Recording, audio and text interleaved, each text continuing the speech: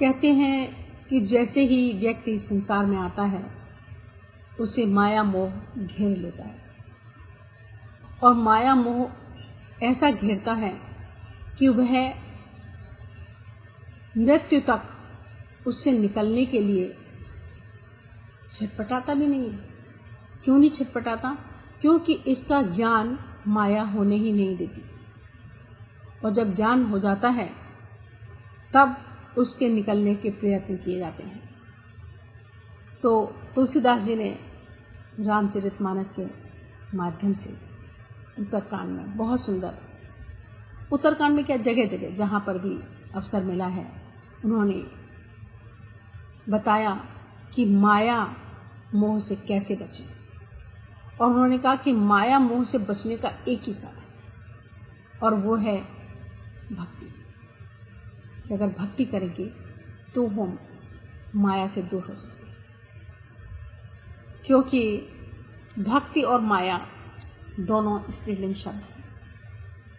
और बहुत सुंदर कहा तुलसीदास जी ने कि मोहिन नार नार का रूप, कि स्त्री दूसरे स्त्री के सौंदर्य पर मुग्ध नहीं होती।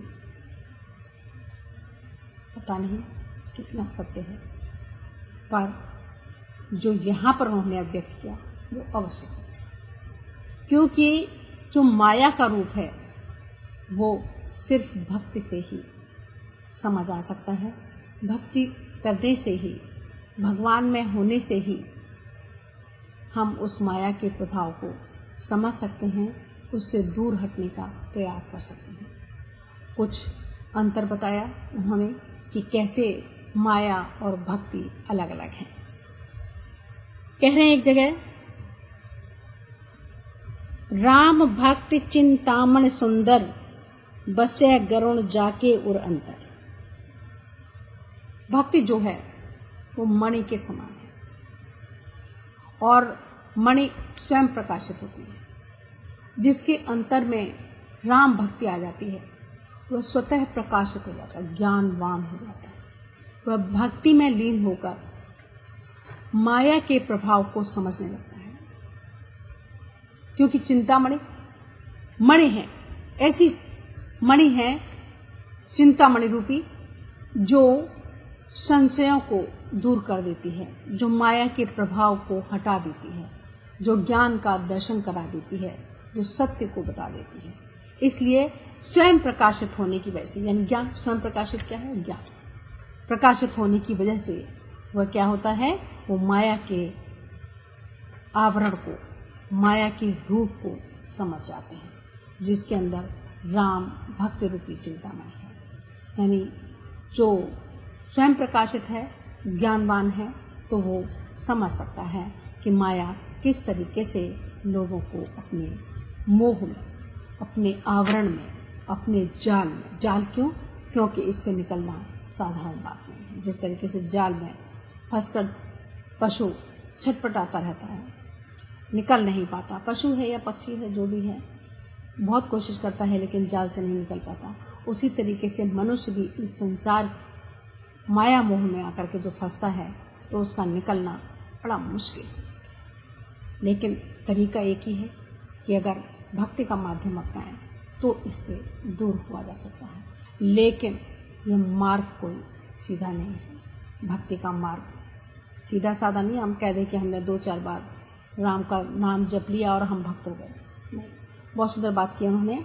एक जगह कह रहे हैं, ज्ञान के पंथ कृपाण की धारा, परत खगेश हो ही नहीं बारा।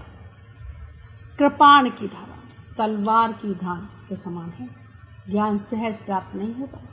ज्ञान एक तपस्या है, लगन है, बहुत मेहनत है। जब तपस्या ही है तो सब कुछ उसमें शामिल हो गया, तो उस धार पर चलने के समान है। इस भक्ति और ज्ञान को भी, भक्ति के माध्यम से ज्ञान प्राप्त करेंगे तो ज्ञान को प्राप्त करना सहज नहीं है। इसीलिए तो हमें बहुत कम ज्ञानी मिलते हैं।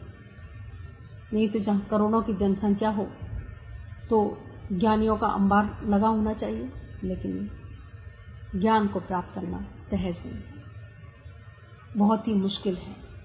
एक कृपाण की धार पर चलने के समान। उन्होंने कहा कि तलवार की धार पर जैसे चलना है कि जरा से चूके कि तलवार अंदर।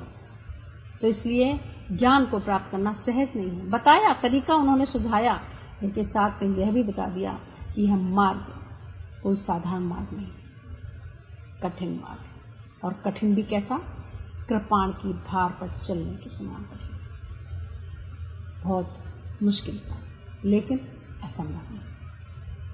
अगर कोशिश की जाए तो उसे भी प्राप्त किया जा सकता है, जैसे कि हमारे कवि तुलसीदास जी ने राम भक्त ने प्राप्त किया।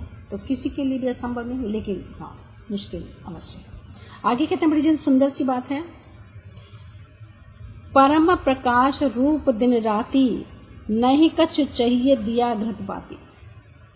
जिसके अंदर भक्ति का भाव है वह तो परम प्रकाश, प्रकाशित ही होता रहता है। उसको किसी दिए की, बत्ती की, घी की, तेल की आवश्यकता नहीं है। भाई प्रकाश करने के लिए दीपक जलाना है तो हमें दीपक चाहिए, तेल चाहिए, बाती चाहिए, तब तो प्रकाश होगा।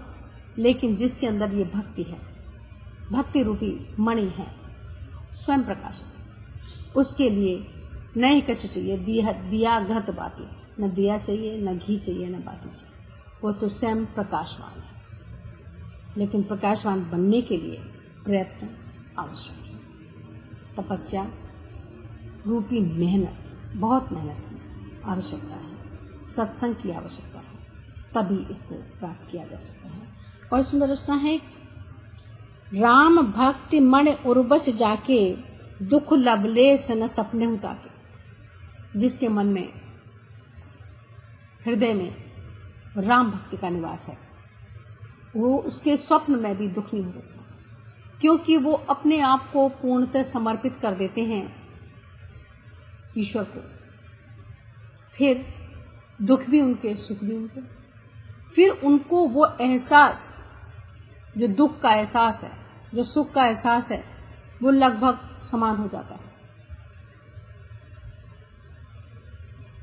जिसके मन में भक्ति का भाव जब आ जाता है, समर्पण का भाव आ जाता है, एक अपने आप को अर्पित करने का भाव आ जाता है, भरोसा हो जाता है अपने आराध्य पर, तब दुख लवलेश न सपने होता के, तब स्वप्न में भी उसकी व्यक्ति को दुख की प्राप्ति नहीं होती।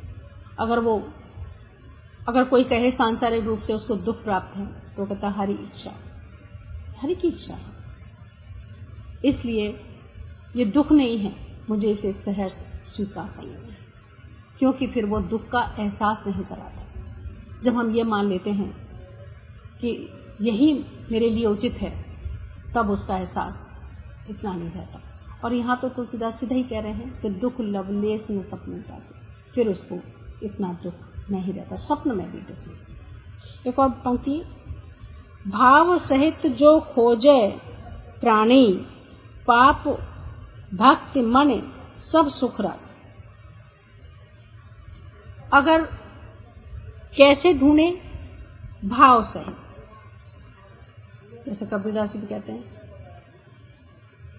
कि अगर ढूंढने वाला है, भाव से ढूंढने वाला, तो पल भर में ईश्वर की प्राप्ति हो जाती है। वही बात यहाँ पर तुलसीदास जी कह रहे हैं कि यदि आप भाव से ढूंढें, प्रेम से ढूंढें, समर्पण से ढूंढें, अपने आप को पूरी तरह समर्पित करके ढूंढें, तो आपको ईश्वर की प्राप्ति अवश्य होगी। पल भर में आपको ईश्वर की प्राप्ति होगी, जबकि किस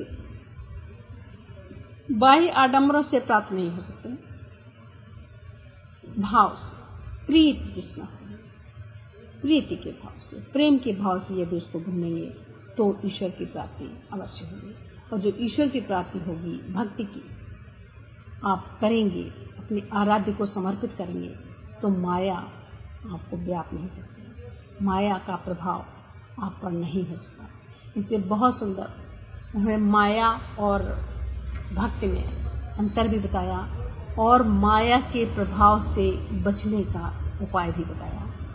उपाय क्या है कि हम भक्ति में लीन, अगर हम भक्ति हमारे साथ होगी तो माया हमारे पास नहीं है, क्योंकि माया दूर हो जाएगी जब हमें भक्ति का ज्ञान होगा, प्रकाश हो जाएगा, तो माया की प्राप्ति नहीं होगी। माया स्वतः ही उससे दूर हो जाएगी, क्योंकि वो छाया है, आवरण है।